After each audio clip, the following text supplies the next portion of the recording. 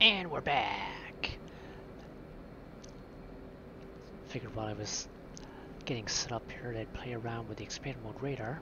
You can see here in our MFD and Expander 1 ground map, we have Hammer's Air Base. And let's see if we can see our hangars as well. Whoa, looky looky.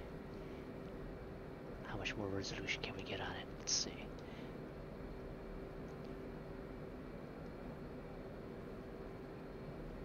Wow, technology, folks. Technology. Alright, back to the task at hand. Turn your flare up and popping that puppy on. Opening the lens cover. Because don't you, when you take a picture or something and forget the lens cover's back on. There's our base. Let's head back out to sea. And while doing so, air ground mode is on. GBU 24 selected. This time we're choosing pre-plan mode. Same thing, tail fuse, and our codes. Standard 1688 for everything.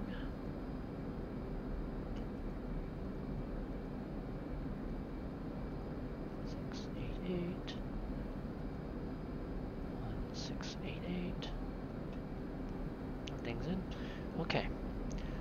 So in pre-plan mode, the only real difference is that we kind of lock ourselves into a certain pathway to the target. And this is defined by an attack heading.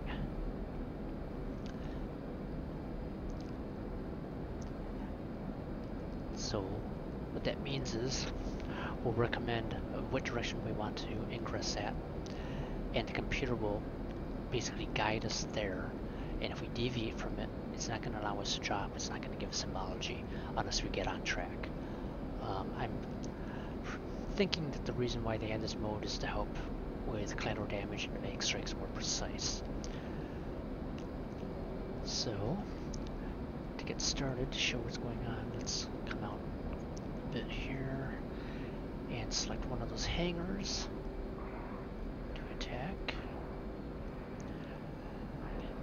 This is one key you got to remember about these modes, whether it's pre-planned or straight line. You're not going to get any symbology unless you have something designated. Like right now, nothing's designated, so there's no symbology at all. And I'm set for a velocity vector destination, so put my velocity vector on one of the hangars, which I believe is about right here. Designate it. And let's have a look. These are fuel joints. Ah, here we go. Okay, let's just pick this hammer. So area track. Designate. Whoops, nice hit.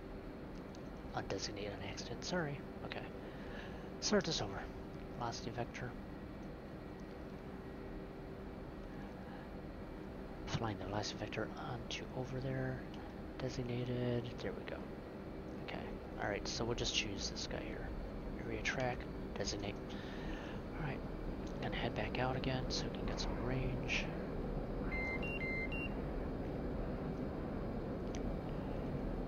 And I'll have my HSI down here.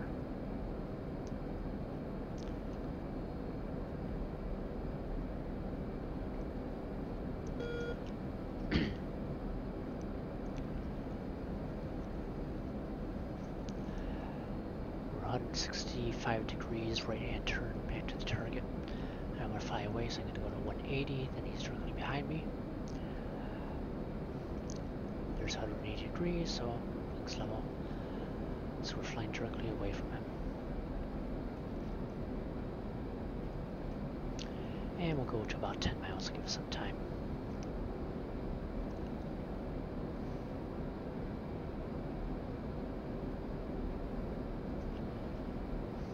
There's 9.5 miles.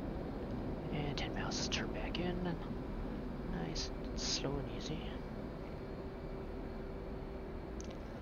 So we still have a lot of distance between us and the target to get set up.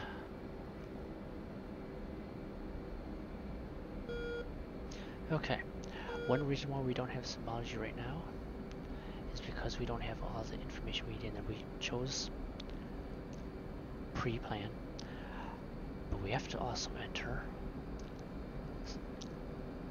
our attack heading. Now if you notice, when you go to the UFC, there's a new option here, CLAR. That's for launch acceptance region. Click on that button and you have a heading. So let's select the heading, and now it's going to want to know at what heading we're going to attack from. So we're coming from the west or so. So I go straight line onto him. Our heading looks to be about 055. So let's put in 055. There. Now we have symbology. If you look at our HSI, we have an amber colored launch zone region. Not so in SA. In SA, we just have a few markers here showing it. So just like in the JDAMs, the HSI is the best screen to use. Okay, so we have 1 minute left to go before we're in range. Now we've put in a 055 heading, so if we deviate more than 20 degrees, I believe, either side, we're going to not be able to drop, and we may actually even lose our symbology. There. You can see we still have a bomb fall line to show us which direction we're supposed to be turning in, but all of our maximum range and everything, all the markers are gone because we're off axis. Bring it back, 055. So, and you can see our markers are back. Ooh, and that bomb fall line marker is coming in really fast too. Okay, now we're in range, and we actually passed through our drop point. So now we shouldn't be able to drop. I'm pickling and nothing. But just like before, if I override it, there, I just dropped. And again, there's no laser. It's not automatic, so I have to do it myself. And it's probably gonna miss because it dropped out of parameter. 17 seconds impact.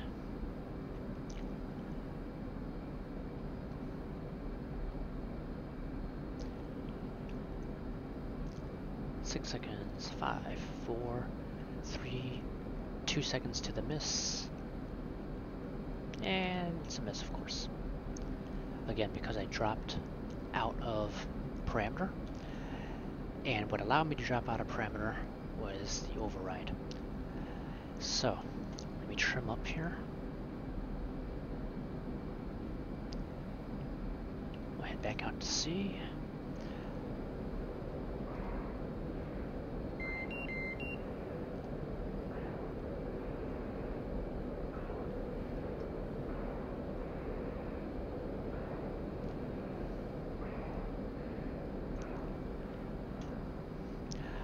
Now you may notice we're pretty much on a reciprocal heading right now. I put in 055 as the attack heading. So 235 is the reciprocal heading. Well, since we didn't put 235 in, we're coming from the opposite direction. No symbology. So again, the heading that we put in is meant to keep us honest on that heading. So there's no deviations, we don't drop off axis, cause collateral damage, etc., etc. So that's the main difference in purpose that I see for the pre-plan mode, is to keep you precise, on target, on procedure, and with a minimum of collateral damage. Okay, so we are about 4 miles out. Go to about 10 miles again. Maybe a little less. And we'll start the process over again. Cycle our laser. Again, there's 7 miles. Start making your turn. I think that should be enough. I usually go 6 miles, especially in the Tomcat. I'm dropping with lantern. So 7 miles should be okay.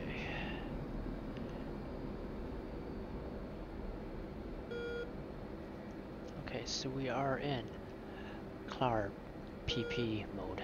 Tail, fusing, no override, with a 055 heading for attack. There's 055 plus or minus 20, and you can see we have our bomb marker indicator, maximum range and minimum range. There's our launch zone, and we don't have to worry about the laser. It's armed and it will go automatic because we are in automatic mode. The marker is coming into maximum range now. Boom, we're in zone. I'm pickling, but nothing is happening because it hasn't hit the velocity vector. Now it has. Boom. Bomb has been dropped. Laser is firing automatically. No time to impact indicator, but we do have a laser indicator. So, just keep the target centered.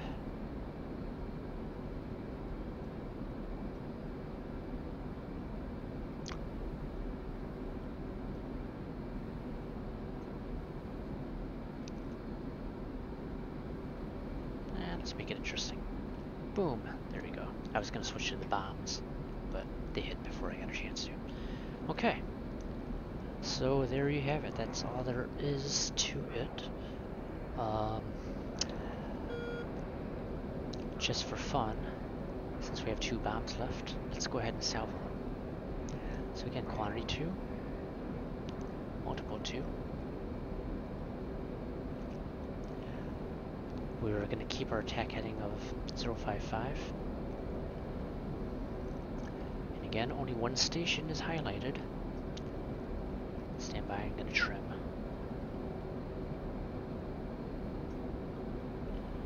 Only one station is highlighted, but they will all go as a salvo.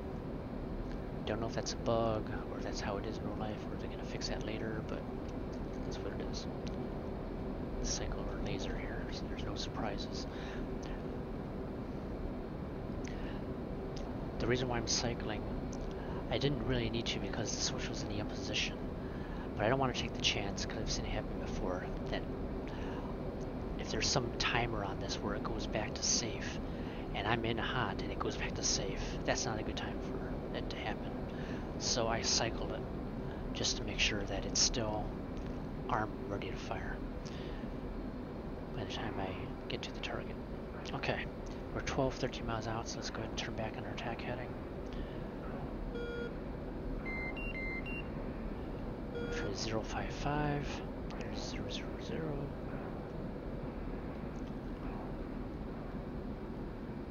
Is it 055? Yes, it is 055, okay. So we're a little off axis right now. Okay, because of the direction that I flew in, it's not going to work because we're 055 is in a different direction now. So I'm going to change that. And let's see, according to my helmet mounted sight, I'm looking at 350. So I'll make the attack heading 350.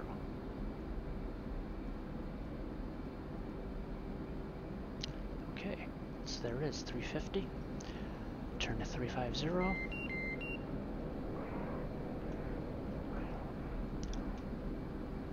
And there we go, we've got symbology and everything. And we're 12 seconds from maximum range. 9 seconds, stabilizing. 5 seconds to go. 3, 2, 1, in zone. Holding it down, piccolo down. Markers hit, they're salvoed. And there they are.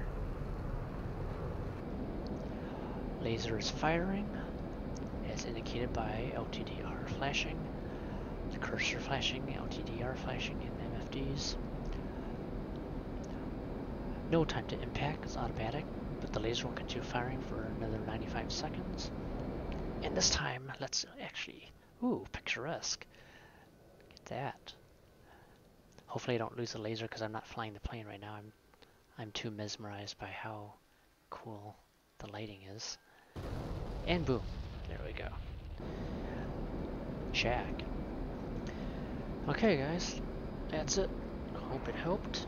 Let's do our due diligence and save everything.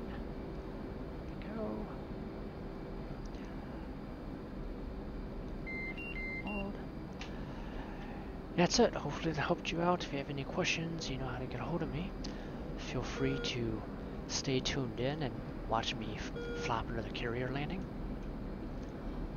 And if not, you're free to hit stop and go and practice bombing with your new GBU 24 skill. Alright, have a good one. Bones out.